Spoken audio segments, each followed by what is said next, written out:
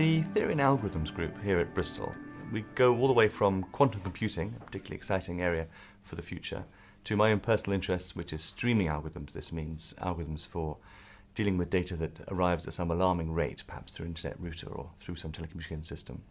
To really at the mathematical end, we prove what are called hardness results, so things that can't be done quickly. We also cover, interestingly, a new adventure for us is in programming languages, the theory of programming languages, what they will be in the future, the way they should be designed. We have people from all around the world. We have someone from Russia, someone from France, someone from Italy. We work very closely together. We meet daily, we eat together, we talk together, we share stories together, and we do great research together. And not only does it help the productivity of the research that we do, does it help us actually solve problems more quickly and solve better problems, it also just makes it a lot of fun to work in.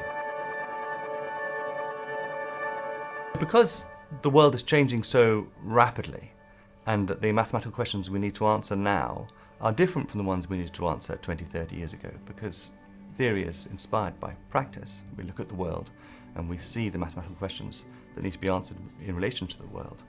There's a great deal of excitement in our ability to analyse quantities of data that didn't exist before. It brings questions that never arose before.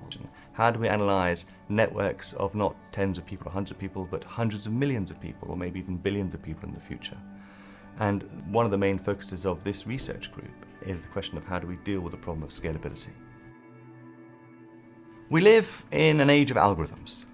Everything around us these days comes from some new idea, some new algorithmic idea that has been arrived at, from Google to driverless cars to the AI of medicine and so on and so forth. And so really the societal benefits we're essentially part of a story that's inventing the future.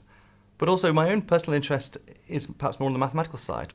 Mathematics is essentially a beautiful subject, and truth is essentially a beautiful idea. A lot of benefit, I think, to society from truth and beauty. And when one finds out the truth about some fundamental problem that people have been working on for years, this is a beautiful thing. We also work on the question of which problems are just fundamentally hard. This question actually is epitomized by perhaps the most famous problem in all of computer science, the famous P=NP problem, for which you could win $1 million and claim mathematics prize if you were able to resolve it.